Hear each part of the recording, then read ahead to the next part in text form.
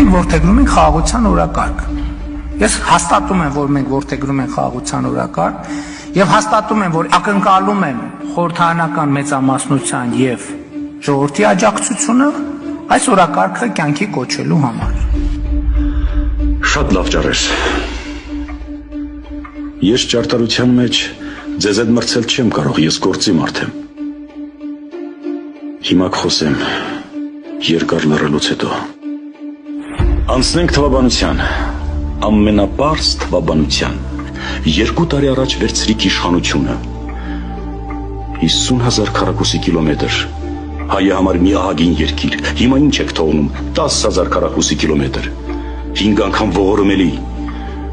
5 անգամ քիչ, 5 անգամ ավելի թշվառ, 2 տարի կառավարեցիք, 367 օրենք եք հրապարակել, երկիր եք կոչվում, կնիկ ու դրոշակ ունեք, խելքը գլխին մի բան արել եք,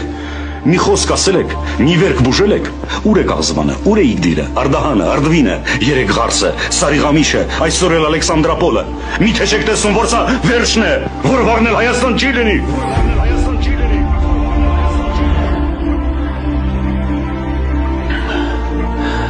Հեռացեք, Աստծո սիրուն հեռացեք առանց արյունի։ Մի անգամ գոնե մարդ եղեք, մի անգամ խոհեմ եղեք, մի անգամ մտածեք ժողովրդի մասին։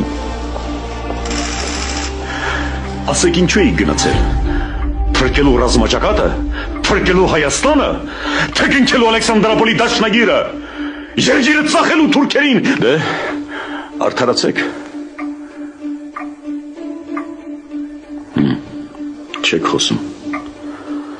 այ վաղը հեռանալու եք այդպես լուր, գլուխներդ կախ, դատապարտված, վախը սրտներումդ, Երանի ապրողներին, Երանի ազատ Հայաստանը տեսնողներին,